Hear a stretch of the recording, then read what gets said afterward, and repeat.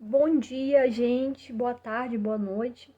Hoje nossa aula vai ser um pouco diferente do usual, vai ser por meio digital. Bem, eu tive uma certa dificuldade aqui gravar pelo computador e disponibilizar para vocês, então tive que refazer, gravando agora pelo celular a aula, mas não vai ser um grande problema. O nosso tópico, então, que a gente vai tratar aqui é sobre a intervenção do Estado na economia. Para a ciência política, esse assunto costuma ser então tratado sobre também o nome de doutrinas sociais. Mas no cerne da questão a gente vai ver como é que o Estado ele se comporta diante ali das necessidades de regulamentação ou não dos aspectos relacionados à economia. Como a gente sabe, a própria palavra economia, na sua origem etimológica e, enfim, nas suas eventuais mudanças históricas, ela nos indica essa, essa capacidade de utilizar os recursos disponíveis. Então, se a economia fala sobre essa capacidade de lidar com os recursos que são escassos, que estão disponíveis, como é que o Estado vai conseguir ali gerir todos os recursos que estão no seu território, como é que o Estado vai lidar com as pessoas e as empresas que estão instaladas nesse território. Então esse é o tema da nossa aula de hoje. Como adiantei, é uma aula bem diferente, considerando aí que vocês tiveram essa semana da iniciação científica da FAP, mas sem mais delongas, vamos começar. As doutrinas, então, políticas que a gente vai debater hoje, elas são, inicialmente a gente vai falar sobre o mercantilismo, que é aquela teoria associada aos primeiros estados-nações, que são chamados de estados modernos do século ali 15 e principalmente século 16. Depois a gente vai estudar sobre o liberalismo, que teve seu grande marco no século 18 e influenciou não somente a Europa, mas os Estados Unidos e o modelo constitucional norte-americano, que depois foi incorporado em partes pelo Brasil. Posteriormente, nós vamos estudar então ali a crise desse liberalismo e a ascensão de ideias socialistas, que se deu principalmente no século XIX e no início do século XX. E a gente vai entender um pouco mais das diversas linhas teóricas que existem no socialismo, partindo do utópico, científico, real e a diferença do socialismo para o comunismo. Posteriormente, nós vamos estudar então sobre o estado de bem-estar social. Esse estado de bem-estar social que impactou principalmente ali os Estados Unidos após a crise de 1929, que foi a crise principalmente do setor imobiliário norte-americano. E esse estado de bem-estar social, ele tem então um tom mais intervencionista do Estado, tentando aliar ali com interesses sociais em algumas áreas, principalmente com o emprego, sendo assegurado ali algumas proteções realmente aos trabalhadores.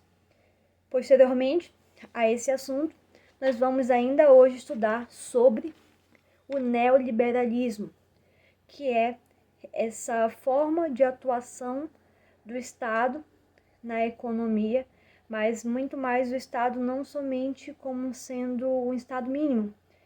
O Estado ele vai ser utilizado muitas vezes para fomentar a indústria privada e ele vai ser ali um dos principais utilizadores desses recursos que até então estavam somente restritos à questão privada para fomentar um novo modelo de economia. Muitas pessoas entendem que nós estamos nesse momento no neoliberalismo, em que o Estado ele acaba sendo utilizado ali para alguns interesses mais no nível das empresas privadas. Mas a gente vai entender já já o que caracteriza cada uma dessas escolas que nós vimos aqui. Então vamos começar já recapitulando então o que nós vimos na última aula. Nós vimos na última aula sobre as formas de controle do Estado. E nós nos detivemos então em dois modelos. Inicialmente falamos do Estado de Direito, que tem ali uma subdivisão hoje, é pensado muito mais em um Estado democrático de direito, então não vale somente o primado da lei, mas essas leis, para serem legítimas, elas têm que ter o apoio social, elas não podem gerar coação às liberdades fundamentais e direitos fundamentais das pessoas. Então, o Estado democrático de direito, ele se diferencia desse Estado ali somente de direito, que vale o primado da lei. E, além disso, nós vimos também uma outra maneira de fazer ali a contenção do Estado, que é por meio da separação dos poderes. Então, eu pego aquele poder absoluto concentrado na figura de um rei e eu, ali, principalmente pelas ideias do Montesquieu, né, do Charles de Montesquieu, francês, eu começo a pensar, então, em um modelo de Estado em que as funções de poder serão divididas em órgãos distintos para evitar ali um comportamento tirânico. Então, se pensou num poder executivo sendo apartado dos outros poderes, ali poder judiciário e poder legislativo. Então, quem cria as leis não vai executá-las, pois já vai ter ali uma estrutura específica para elas e também nem vai julgá-las, afinal vai ter uma estrutura específica para fazer isso, para exercer essa função jurisdicional que é o poder judiciário. Bem, essas foram as duas formas que nós vimos de contenção do poder. E por que é que elas foram feitas? Não sei se vocês vão se lembrar, mas o principal estímulo a uma contenção desse poder absolutista pelas leis se deveu pela insatisfação das pessoas em relação à intervenção do Estado na economia. Então é por isso que a gente vai recapitular o que acontecia ali no início do século XVI. Bom, o ano era por volta de 1500 e pouco no mundo, e alguns estados começaram a ter a sua formação social em prol de uma figura soberana, que são os reis, os monarcas. Antes, então, as pessoas viviam em feudos ou então elas ficavam vagando ali de um território para o outro, mas elas estavam muito vulneráveis, afinal, haviam sempre várias guerrilhas, vários movimentos ali, guerras civis, um tentando controlar o espaço do outro. Nesse contexto é que as pessoas entendem que a melhor forma de adquirir uma paz social, uma certa estabilidade social, para que elas pudessem desenvolver suas atividades econômicas e também desenvolver ali realmente uma forma de progresso para essas pessoas e suas famílias, se deu através de doar uma parte daquele poder, principalmente o poder de lesionar, o poder da violência, para uma figura específica, para uma entidade soberana. Então, quando Hobbes fala, Thomas Hobbes, ele está ali naquele contexto de guerrilha, das guerras civis no Reino Unido, não somente na Inglaterra, mas no Reino Unido, é que ele pensa na necessidade de haver um poder soberano para controlar essas guerras. E aí que se pensa nessa entidade estatal, Leviatã. Então, os estados modernos do século XVI nascem sobre esse propósito. E o que vai caracterizar economicamente esse estado? Ora, se adquire-se uma certa estabilidade social na figura de um rei monarca que tem ali a soberania daquele território e a soberania, um poder sobre aquelas pessoas que estão no território. Esse poder do rei, ele precisa, claro, de recursos. E é aí que entra o mercantilismo nesse primeiro momento do Estado moderno. O mercantilismo, ele basicamente é uma forma de o Estado, na figura desse rei, ele vai fomentar a ida das pessoas para o exterior, a fim de que elas captem mais recursos e principalmente metais preciosos para fomentar, para poder realmente essa nobreza se estabelecer. E não somente a nobreza, afinal, com mais recursos sendo captados, esses estados conseguiam ali proteger a soberania externa deles, ou seja, conseguiam fazer com que o seu arsenal militar também fosse mais engrandecido e eles iam conseguir combater eventuais interessados naquelas terras. Então era isso que eles conseguiam. Para fomentar a paz, eles precisavam fortalecer suas defesas, e para fortalecer as defesas, eles precisavam de recursos. Então nessa época, no século ali 16, começou-se a haver várias empresas, companhias que eram fomentadas pelo Estado para realmente irem ao exterior, explorar e trazer mais riqueza para os reis. Bem, e isso inclusive no campo da navegação, então a gente entende aí como se deu o contexto de Portugal, cada vez mais fomentando as companhias de navegação para irem aos outros países, para irem aos outros territórios, o que incluiu, claro, o Brasil.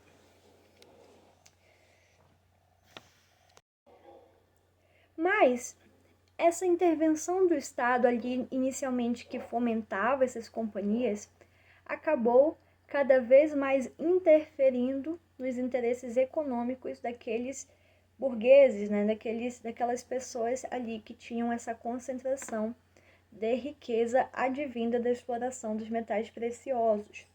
Então, essas pessoas começaram a ficar insatisfeitas. Afinal, o rei, que se confundia com a figura do Estado, ele a qualquer momento podia decidir ali retirar a propriedade daquelas pessoas ou então fazer com que elas mudassem de profissão. Alguém que atuava na navegação, se de certa forma ali contrariasse os interesses do rei, ele poderia mandar essa pessoa para um campo, ser um serviçal, e ele não poderia contestar, afinal o rei se confundia com a figura do Estado. Essas insatisfações, então, elas acabaram culminando em algumas revoluções que aconteceram ali na Europa. A gente pode citar inicialmente a Revolução Gloriosa que aconteceu na Inglaterra no século XVII e posteriormente fomentou as revoluções tanto francesa no século XVIII quanto a Revolução Norte-Americana.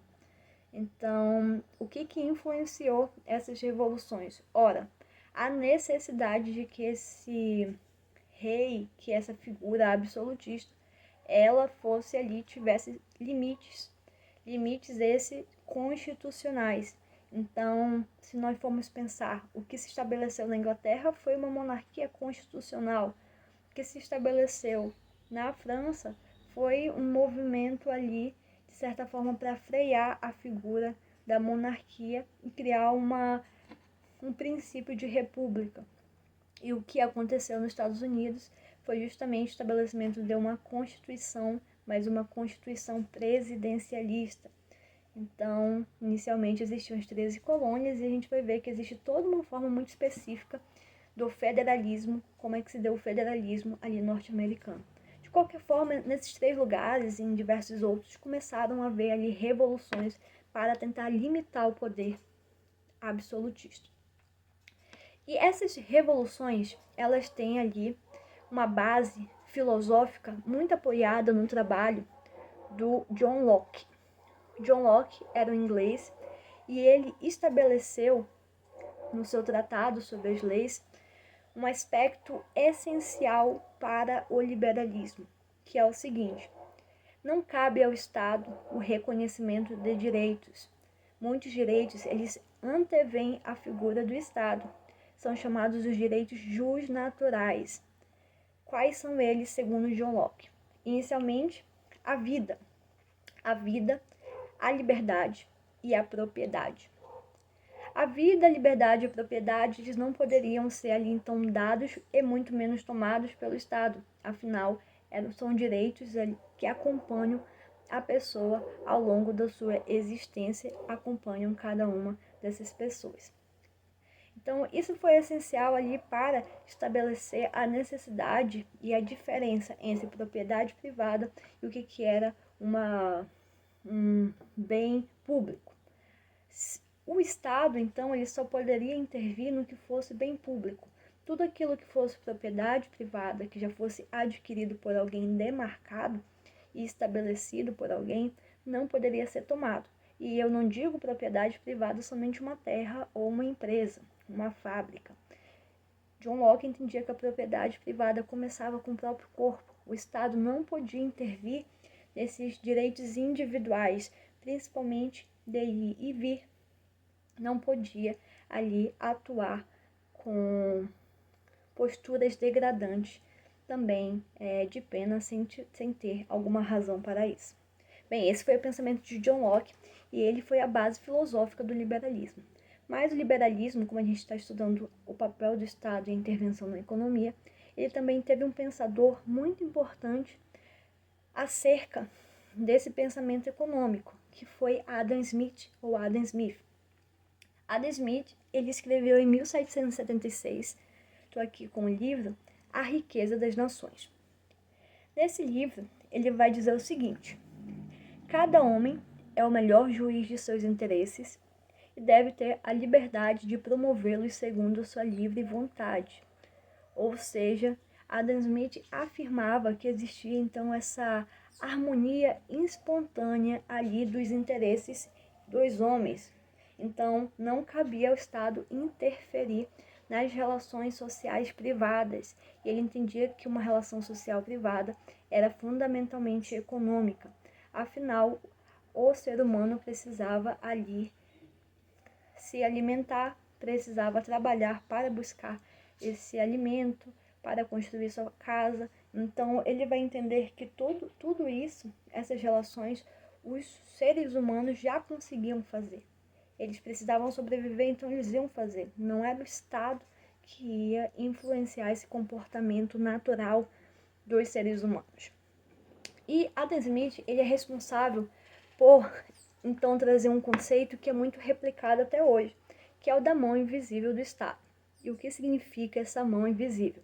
Bem, basicamente, ela diz o seguinte, que as relações econômicas, elas se autorregulam e que não é necessário, então, a presença do Estado para ficar intervindo. Então, o liberalismo clássico, ele é marcado justamente por esse entendimento do Adam Smith, de que o Estado, ele não deveria intervir na economia.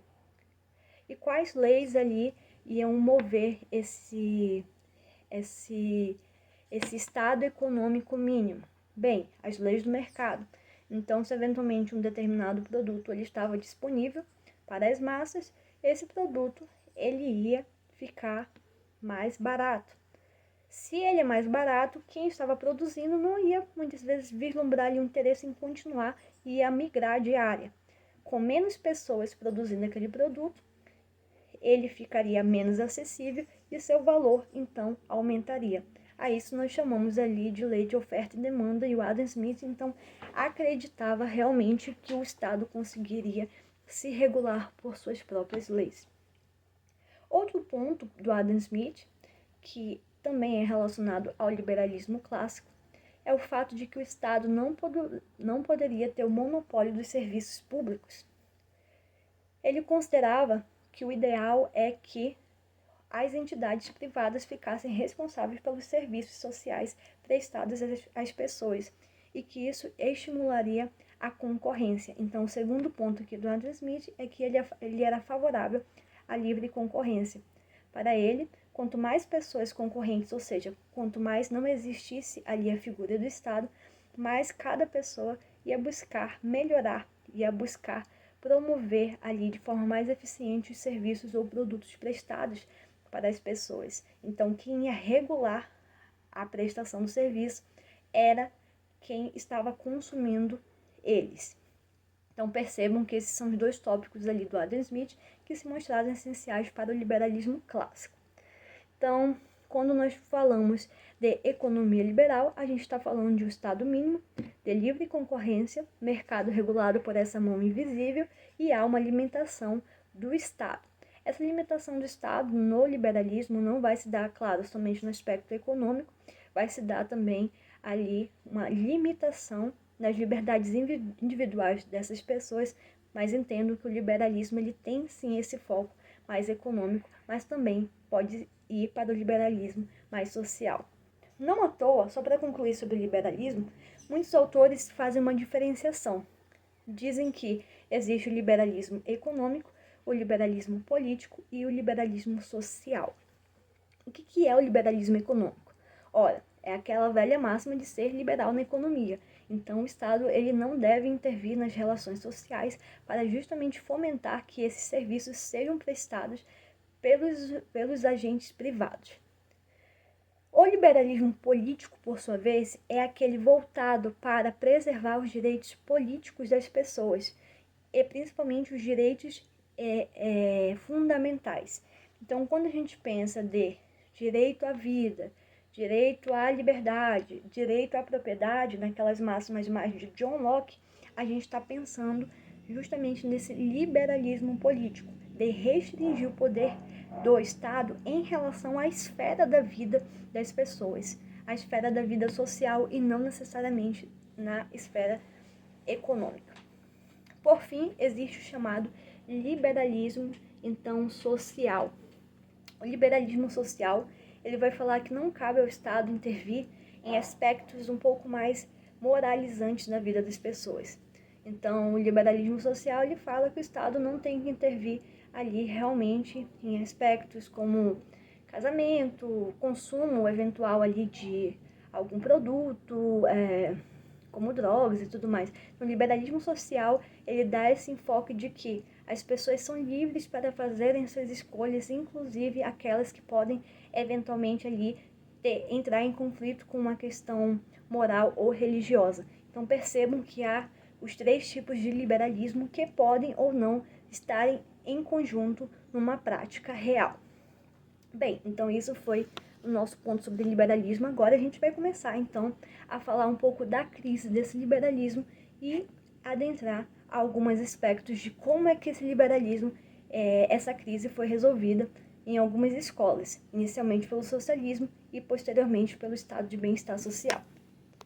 Bem, peguei aqui o livro do Dalmon Dall'Are de Abreu, na página 280, ainda no tópico sobre intervenção do Estado na sociedade. O Dalmon Dall'Are de Abreu ele vai fazer um panorama interessante de como é que se deu a crise desse Estado liberal, então. Ele fala o seguinte: o Estado liberal, com o mínimo de interferência na vida social, trouxe de início alguns ali benefícios. Vamos destacar aqui alguns. Houve um progresso econômico acentuado, criando-se as condições para a Revolução Industrial. O indivíduo foi valorizado, despertando-se a consciência para a importância da liberdade humana. Desenvolveram-se técnicas de poder, surgindo e impondo-se a ideia do poder legal em lugar do poder pessoal. Então vejam que o liberalismo aqui está realmente associado a toda a construção de um Estado de direito, de um Estado legal que vai, de certa forma, ali limitar essa atuação das entidades governantes, das entidades soberanas que naquele primeiro momento estavam concentradas na figura ali de um monarca absolutista. Contudo, e aqui ele vai falar um pouco sobre a crise desse Estado. Contudo, essa valorização do indivíduo chegou ao chamado ultra-individualismo, que ignorou a natureza associativa do homem e deu margem a comportamentos egoístas altamente vantajosos para os mais hábeis, mais audaciosos ou menos escrupulosos. Então, essa concepção individualista da liberdade acabou por impedir o Estado de proteger os menos afortunados. Então, se a gente for pensar ali que, naquele primeiro momento, o Estado liberal possibilitou a revolução industrial, o aperfeiçoamento, a livre concorrência ali dos serviços e produtos, ao mesmo tempo, a ausência do Estado, ela acabou possibilitando que aqueles que tinham mais recursos se valessem do trabalho daqueles que tinham menos recursos, incluindo crianças e mulheres que trabalhavam ali por longas jornadas. Então, o ultra ali individualismo, conforme o Dalmon Dall'Are de Abreu, deu margem realmente a esses comportamentos mais egoístas. Houve então uma intensa acumulação das riquezas que não se repartia em melhorias nas condições gerais dessas pessoas menos afortunadas. E é nesse contexto, então, de uma certa exploração do trabalho ali dessas pessoas menos afortunadas sobre diversas violências, é que vai ganhar maior poderio a disseminação das ideias socialistas. Então, agora, como figura de referência, acho que inclusive historicamente vocês devem saber, nós temos ali o Karl Marx e o Engels, que vão escrever algumas obras, desde o Capital até o Manifesto Comunista. E o que essas pessoas pensavam acerca, então, da atuação do Estado na economia? Bem, Karl Marx ele vai falar acerca da necessidade de emancipação da classe trabalhadora. Ele vai compreender que o Estado ele é uma máquina ali gerenciada e voltada à preservação dos interesses das classes mais afortunadas, que ele chamava de classe burguesa, e que essas classes detinham meio de produção, ou seja, aquela ideia de John Locke de propriedade, jus natural, favoreceu que aquelas pessoas que conseguiram realmente estabelecer as propriedades privadas, fossem ali reproduzir riquezas que não eram espelhadas em quem produzia aquelas riquezas, em quem trabalhava por elas. Afinal, o trabalhador não tinha ali os meios de produção, não tinha a fábrica, não tinha os insumos, ele doava o seu trabalho e, em contrapartida, ele ganhava ali algum dinheiro. Então percebam que a ideia do Karl Marx, então, com o chamado socialismo científico, é fazer uma certa emancipação da classe trabalhadora nesse contexto de lutas de classes. Tá? Aqui para mim apareceu um novo vídeo, mas eu acho que não vai ter problema na hora de eu disponibilizar para vocês. Então vamos continuar. O que a gente precisa entender então acerca do socialismo? O socialismo, ele, assim como o liberalismo, ele tem suas correntes. Então, Karl Marx é o principal difusor ali das ideias do socialismo. Ele se encaixa no chamado socialismo científico. Antes dele, porém, ele vai nomear que existiu o socialismo utópico, que eram pessoas que imaginavam ali grandes fazendas administradas pela classe realmente trabalhadora, mas fomentada pelos entes privados para que essas pessoas pudessem ter um estilo de vida mais coletivo. Ele vai falar que isso não é possível, afinal, as classes elas tendem a querer manter o poder. Então, se uma classe tinha maior ali capacidade econômica e maior capacidade também política, eles não iam querer abrir mão desses direitos e privilégios para a classe trabalhadora. Então, por isso é que se entende que existia um socialismo utópico e o socialismo científico do Karl Marx. Mas percebam que o Karl Marx ele imaginava esse socialismo como uma transição, um período de transição para o chamado comunismo. Então, nesse primeiro momento do socialismo ali científico, essa classe trabalhadora ela ia angariar todos os instrumentos e aparatos estatais e ia administrar a economia até o momento em que elas fossem tão mais conscientes do seu papel para que não existisse mais nenhuma estrutura estatal. Então ia se atingir ali o comunismo, em que as pessoas iam compartilhar os recursos naturais sem a presença do Estado. Então, por isso que existe essa distinção entre o socialismo e o comunismo, o socialismo utilizando ainda aparato estatal e o comunismo não mais utilizando. Bem, mas como vocês sabem, muitas vezes essas ideias acabam não refletindo na prática. Então, por isso existe mais uma diferenciação aqui sobre socialismo, que é o chamado socialismo real. Aquelas ideias que o Karl Marx no socialismo científico imaginou, principalmente em um contexto de revolução industrial mais avançado ali na Inglaterra, não foram aplicadas na prática. Acabou que países como a Rússia foi um dos países que aplicou o chamado então socialismo real, que houve o primeiro momento com Lenin tomando para si ali realmente uma certa revolução dos bolcheviques, tirando aquele czar que era um rei, equivalente ali a rei na Rússia, e tendo então uma revolução dessa classe proletariada. Contudo, esse socialismo ele encontrou uma Rússia que não era tão desenvolvida ali no seu campo industrial como imaginada por Karl Marx na Inglaterra. Então, o que aconteceu nesse socialismo real, Nesse socialismo real, nós percebemos então que existiu um domínio dessa classe trabalhadora, mas na verdade não era bem a classe trabalhadora que estava no poder. Era pessoas que representavam, ou supostamente representavam essas classes, e elas tomaram um estado um Estado controlado por um partido único. Então, esse foi o socialismo real. O Estado, então, dominava ali essa sociedade e os aspectos econômicos dessa sociedade, principalmente retirando a propriedade privada dos médios e grandes empresários, médios e grandes ali industriários. Então, esse foi o socialismo real. Na prática, não houve realmente um domínio do poder do proletariado, e sim de uma pessoa que comandava então um partido único e fazia ali a divisão realmente dos interesses estatais na economia. Então, 5 anos iam ser focados em um aspecto mais da agricultura, nos 5 anos seguintes seria mais focado na indústria, nos 5 anos seguintes seria mais focado ali educação, saúde, eventual interesse, tudo administrado por essa figura central. Então, esse foi o socialismo. Mas vejam bem, o socialismo ele foi aplicado em alguns países somente. Então, a maior parte dos outros países continuou naquele sistema mais liberal.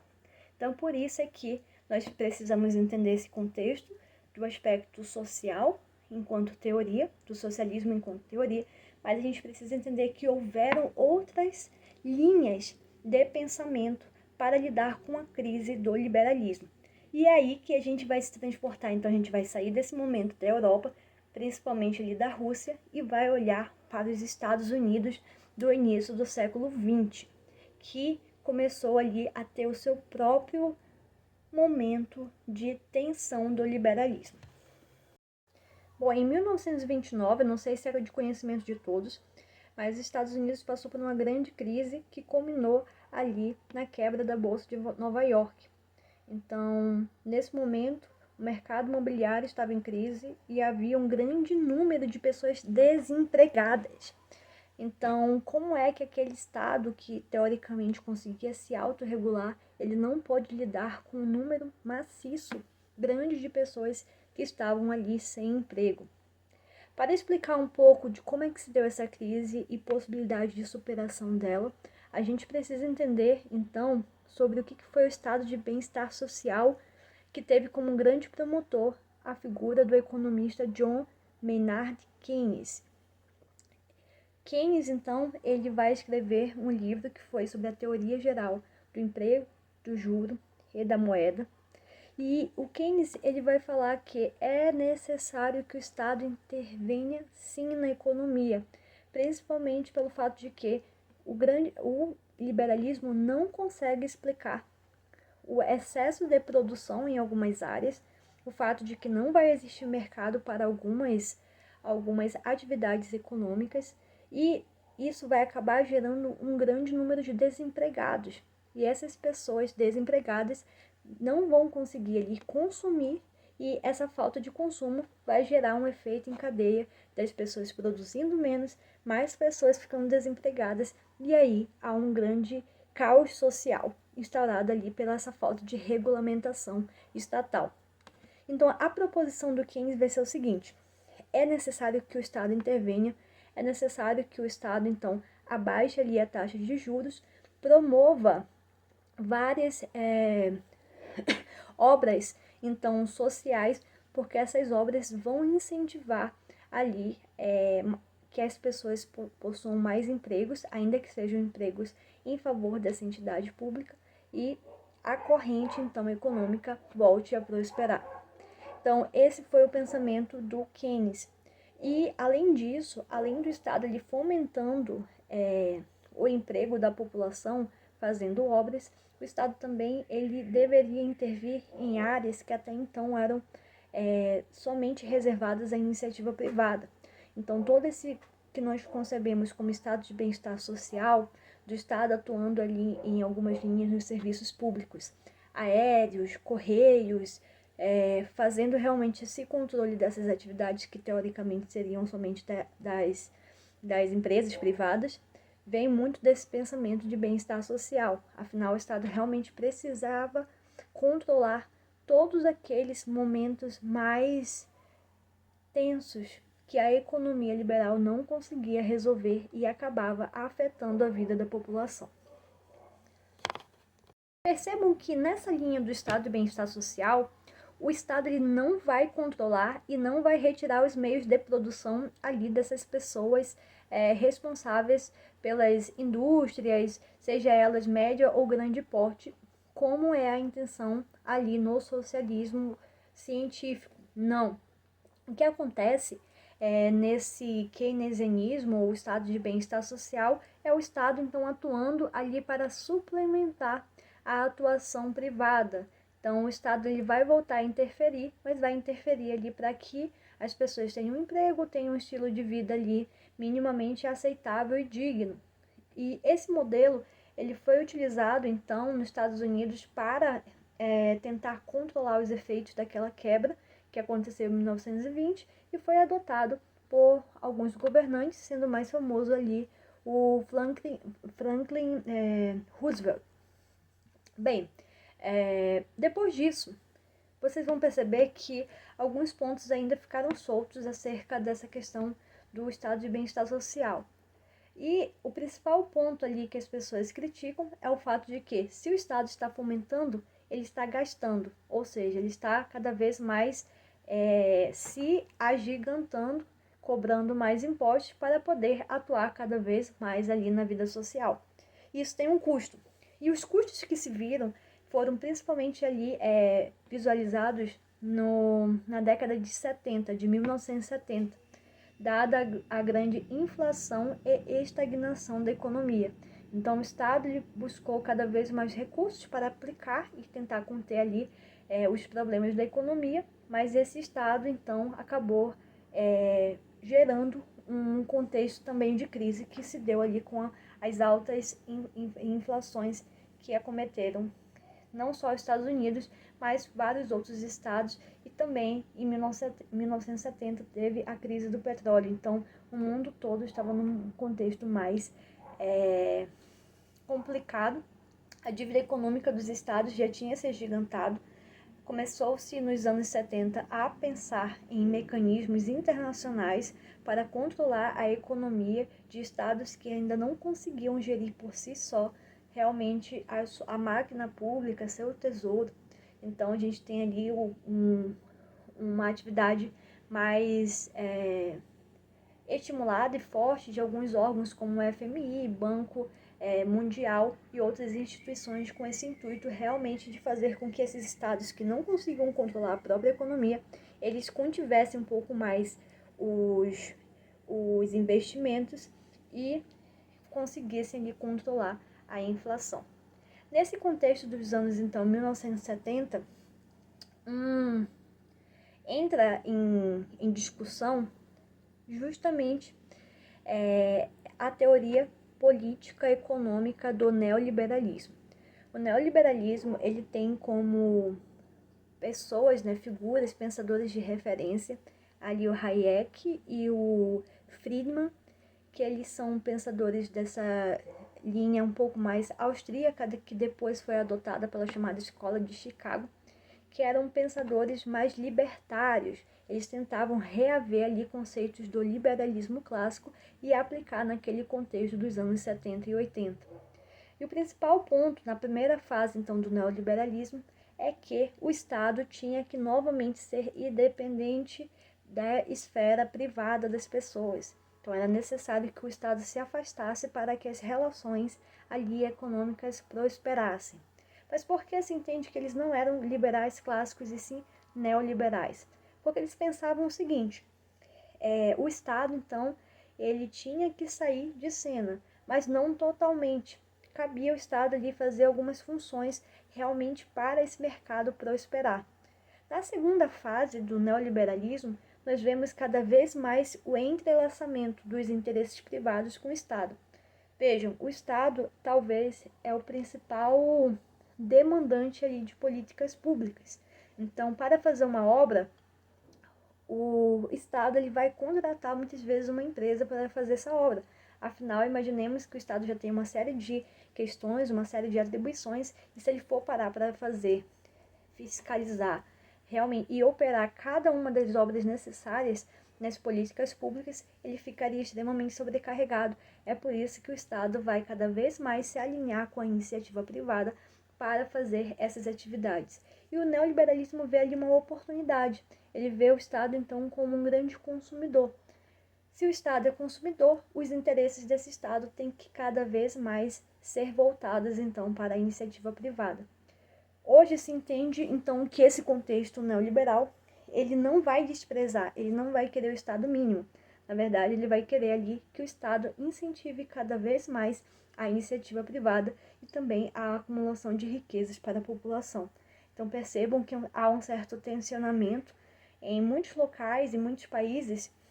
O neoliberalismo, ele vem sendo aplicado a regulamentação legalizada da economia, e essa regulamentação muitas vezes vai prestigiar ali a livre iniciativa, mas claro, sempre com essas condicionantes estatais, sempre os interesses ali sendo bem mais unidos do que eram no liberalismo clássico. Bom, gente, então vamos dar continuidade aqui ao nosso estudo sobre a intervenção do Estado na economia. Mas agora a gente vai falar de Brasil. Como é que ficou o Brasil em relação a todas essas teorias tratadas ali pelos teóricos da ciência política? Nessa análise, o Brasil, ele se coaduna com as teorias mundiais ou ele possui peculiaridades, particularidades? Bem, já adianto para vocês. Sim, o Brasil, claro, ele não ficou à parte dessa influência mundial, internacional, então, do papel do Estado na intervenção social e principalmente na economia, mas o Brasil tem sim particularidades na sua história e a gente vai ver já já sobre elas. Então, as teorias que a gente vai tratar aqui hoje são as seguintes. A gente vai começar pelo colonialismo. No colonialismo, então, a gente vai ver que o Brasil ali era a colônia da metrópole portuguesa. Então, todos os recursos acabavam indo do Brasil para lá. E, além disso, o Brasil não pôde mover uma economia própria nesse período. Então, tinham que consumir os bens trazidos por Portugal e, eventualmente, ficava ali algumas atividades de artesãos e de produção de comida para a população local, mas a maior parte da economia era realmente controlada e direcionada para Portugal. Posteriormente, ali já nos movimentos de independência, começou a crescer a necessidade de uma economia nacional. Então, nós vamos falar sobre o nacionalismo. E o nacionalismo ele se divide em dois. Nós tivemos o nacionalismo agrário e o nacionalismo industrial. Então, já foi colonialismo, nacionalismo. Depois a gente vai estudar sobre o desenvolvimentismo, que era um período principalmente ali a partir de 1930, em que se verificou a necessidade desse Brasil soberano, desse Estado nacional, desenvolver principalmente a indústria, utilizando um pouco dos recursos, então, de outros países. Mas o principal intuito era realmente voltar-se para o Brasil, para o desenvolvimento da infraestrutura brasileira, utilizando, então, esses recursos, essa forma de intervir na economia mais direta. 1930 a gente vai 1950, passa por JK e a gente vai chegar no quarta teoria da economia, dessa intervenção do Estado brasileiro na economia, que é o neoliberalismo. Então, nós temos um liberalismo ali não tão na sua forma clássica, mas mais neoliberal, com uma intensificação da privatização do Estado e a coleta de recursos financeiros em outros órgãos internacionais, focando principalmente no mercado ali financeiro. Então, a gente tem em 1970, 1990 uma abertura da economia brasileira e o ingresso de diversas empresas ali internacionais no Brasil. Atualmente, nós temos ali 3 teorias que buscam explicar um pouco a nossa realidade contemporânea brasileira.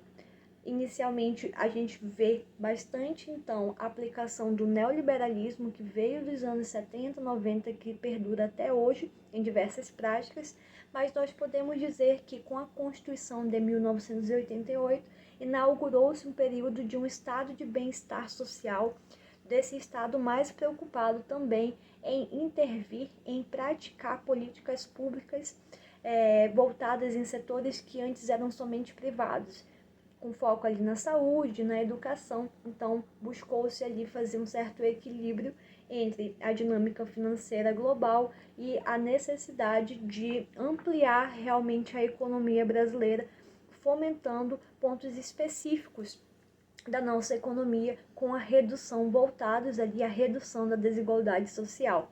E aí que entra uma terceira teoria para explicar um pouco sobre essa tratativa do Estado na economia, que é o populismo. Populismo que visa, então, fazer esse papel de redistribuição ali das riquezas e atuar de uma forma mais incisiva na esfera social e na esfera econômica do Brasil como um todo.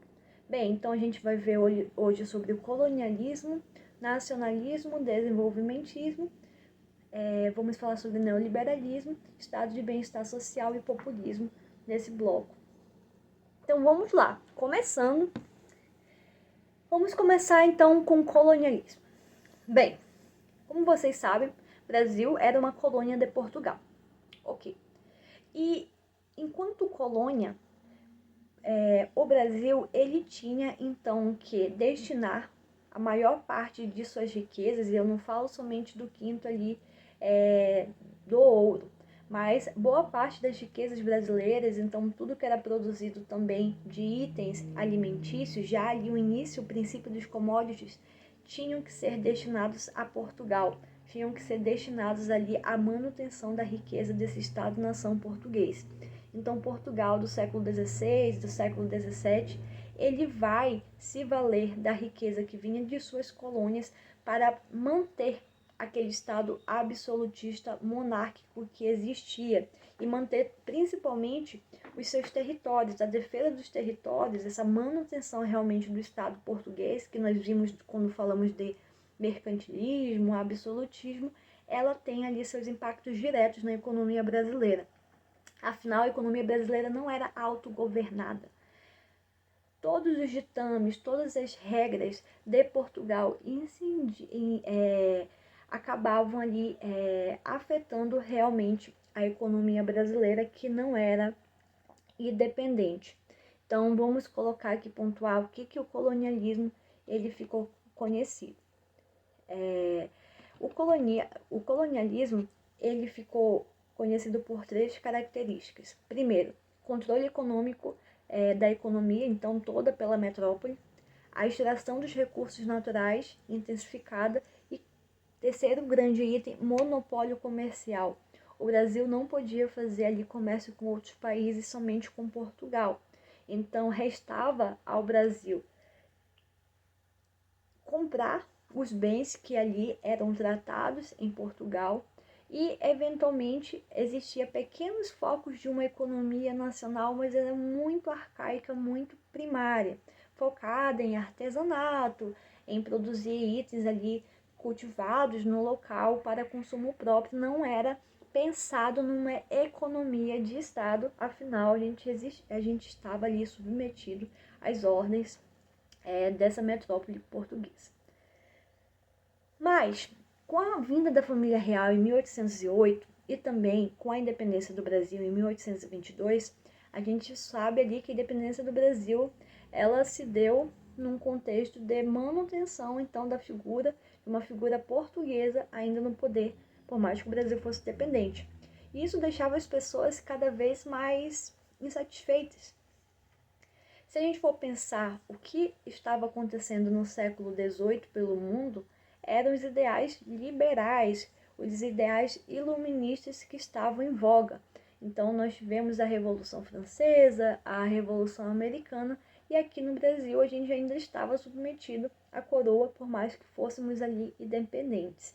E, por conta disso, vários ideais liberais foram consumidos pelas pessoas que vinham ali, que estudavam em Lisboa, que iam para a França estudar e vinham ao Brasil com essas ideias. E eles pensavam justamente em tornar a economia brasileira mais independente. E aí vem o nacionalismo. O nacionalismo, ele tem como requisitos 3 pontos, características, perdão. Primeiro, a ênfase na soberania e na autonomia econômica brasileira. Segundo, o desenvolvimento das indústrias nacionais. E terceiro, políticas protecionistas. Vou explicar o que significa cada uma dessas características. Primeiro, ênfase na soberania e na autonomia brasileira. Ora, o que se queria naquela época era justamente buscar ali um afastamento realmente em relação à economia que estava acontecendo em Portugal e na Europa. Então, eles queriam desenvolver a economia focado principalmente nas riquezas brasileiras. Então, a gente pode pensar que o nacionalismo agrário ele vai responder um pouco sobre essa necessidade de autonomia da economia brasileira. Se a gente for pensar nessa época, se desenvolveu e se deu grande incentivo aos chamados ciclos agrários na economia brasileira. Então, a gente vai olhar para o ciclo do café, a gente vai olhar para o retorno ali do ciclo da cana-de-açúcar na parte nordeste, o café, no caso, no sudeste, a gente olha para o sul, o ciclo do mate, a gente vai olhar para o norte, principalmente no início do século XX, para o ciclo da borracha. Então, percebam que se fomentou a indústria nacional olhando principalmente para esse nacionalismo agrário, que podia ali dar bons frutos para a economia brasileira e ajudar no desenvolvimento das cidades. Além disso, o nacionalismo não foi somente o nacionalismo agrário, mas houve também o nacionalismo industrial, que buscava o fortalecimento do segundo setor, que são as indústrias brasileiras. Buscava instaurar fábricas e essa instauração ia se dar com o incentivo da própria economia brasileira, que se fechava cada vez mais à intervenção estrangeira. Então, as pessoas nesse momento do nacionalismo, elas viam com muita desconfiança o incremento de capital estrangeiro, porque isso poderia significar, naquele país recém-independente, uma intervenção política que eles não queriam. Então, por isso que o foco ficou no nacionalismo realmente para cada uma das cidades, províncias ali do Brasil.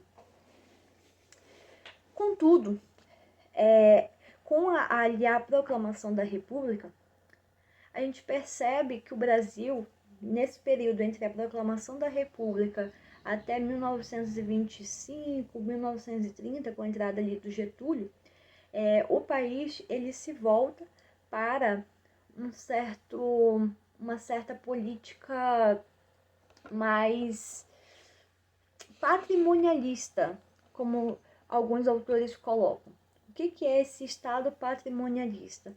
É um Estado em que a máquina pública estatal ela vai se voltar ao desenvolvimento econômico de grupos específicos, das chamadas elites ali realmente econômicas que conseguiam se alçar ao poder político. Então, quem tinha mais terras e quem tinha mais riqueza conseguia, por meio ali de práticas utilizando o próprio Estado, se manter no poder e aumentar suas próprias riquezas. Então, nesse período entre o nacionalismo e o desenvolvimentismo, muitos autores falam dessa prática patrimonialista, da utilização do Estado e principalmente das políticas econômicas fomentadas pelo Estado em prol da manutenção do poder e da riqueza. Bem, mas aí o Brasil, em 1925 a 1929, ele não fica ali longe de sofrer as crises mundiais que foram acarretadas principalmente pela quebra ali da Bolsa de Nova York, como a gente viu. E nesse período, então, pensou-se da necessidade do Estado atuar de forma mais enfática em prol ali das pessoas, em prol realmente do desenvolvimento do país e da infraestrutura do país. Não dava mais para o Brasil ficar à mercê somente dessa flutuação internacional e dessa indústria nacional, mas que ainda era muito pequena, era uma coisa muito inicial. Foi então que a gente começou ali a vivenciar a fase do desenvolvimentismo, que é marcado por 3 itens. Primeiro, planejamento estatal da economia, então ia caber ali ao Estado planejar realmente como é que ia se dar o trabalho desses empresários, dos trabalhadores, dos sindicatos, para organizar essa economia e fazer ela funcionar em prol da riqueza das cidades que começavam a ganhar mais população. O segundo elemento aqui do desenvolvimentismo é o investimento em infraestrutura. O Estado, então, ainda era muito mais agrário do que urbano. Então, os presidentes ali que estavam nesse período, que vai de 1930 a 1960, eles realmente estão mais voltados a desenvolver e a expandir a economia brasileira focada ali na indústria. E terceiro elemento ali que caracteriza o desenvolvimentismo é o Estado financiando, subsidiando ali essa indústria para promover o crescimento econômico. Então, o Estado, nessa época, ele já começa a fazer ali investimento com outros países, buscar realmente colher ali investimento internacional, mas o principal foco é o Estado mesmo, com todas as riquezas que eles conseguiam angariar, com os impostos, o Estado brasileiro fomentando essa expansão da indústria. Mas, quanto mais o Estado investe, mais ele acaba contraindo dívidas também.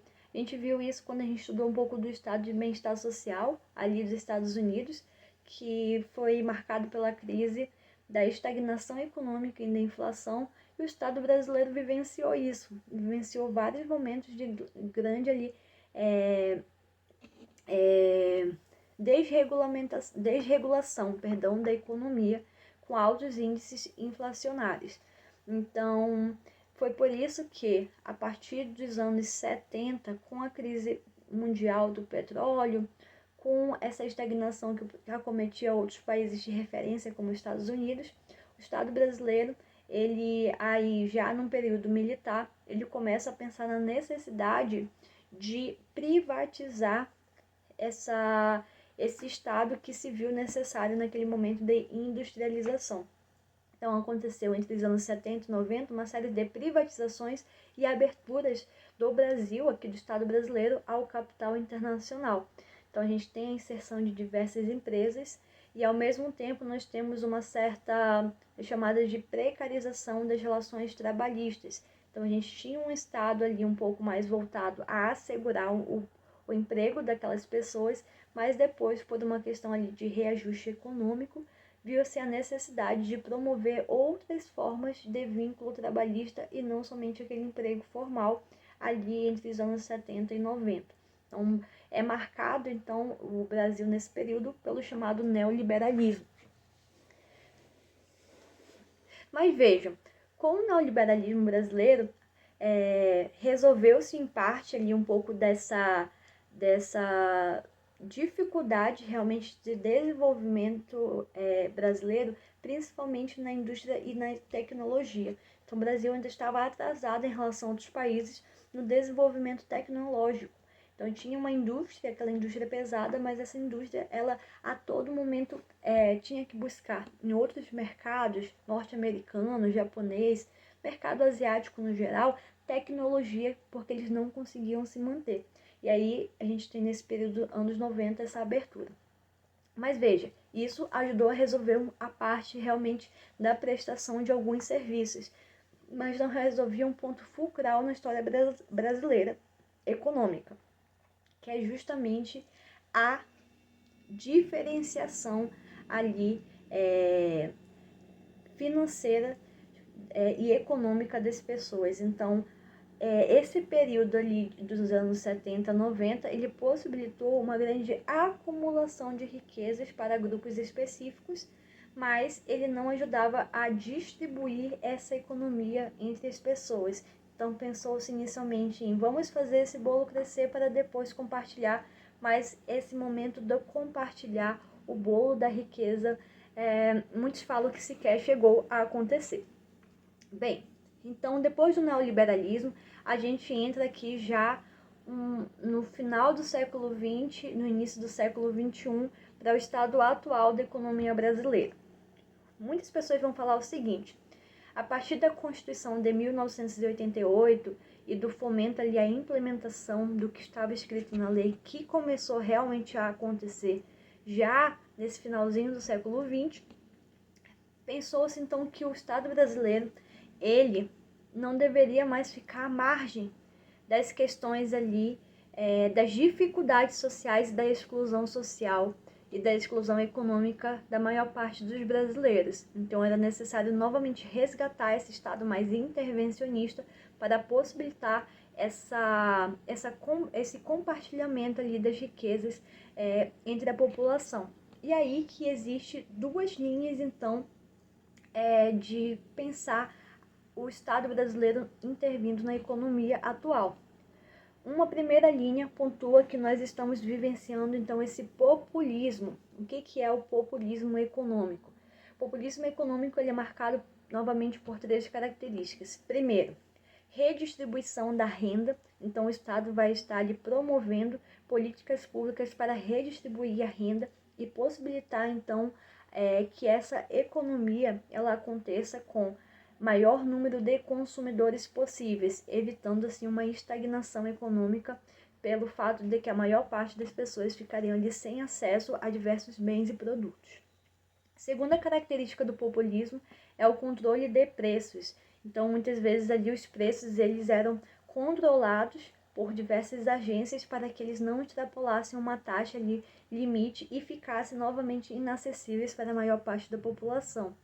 E o terceiro elemento ali do populismo é a utilização do Estado para fomentar políticas sociais. Então, políticas sociais relacionadas principalmente ali com aspectos de saúde, de educação, mas também com outras áreas que até então eram majoritariamente privadas, como cultura, lazer, esporte e tudo mais. Há quem fale que esse populismo, na verdade, é uma forma de promoção do estado de bem-estar social à brasileira. Porque se a gente for olhar o que marcou o estado de bem-estar social, era justamente a utilização do Estado para a promoção de políticas sociais e de fomentar serviços públicos universais. Então, se a gente pensar o que é o SUS, é um sistema unificado de saúde que começou ali a ser promovido nos anos 90, mas é a partir realmente do século XXI que o SUS ele vai operar, ele vai chegar às pessoas. Então, seria um populismo ou seria um estado de bem-estar social? Mas, ao mesmo tempo, o Brasil ele permite ali um incremento do capital financeiro, permite formas de trabalho que são não são tão assecuratórias, como a terceirização, como a utilização ali do trabalho por meio de aplicativos, enfim, tipo, agentes que são mais autônomos, que não têm uma ligação, realmente um amparo trabalhista nessa esfera econômica. Então, muitas pessoas questionam qual é o Brasil atual, qual é o Brasil contemporâneo, qual é a política de intervenção brasileira na economia.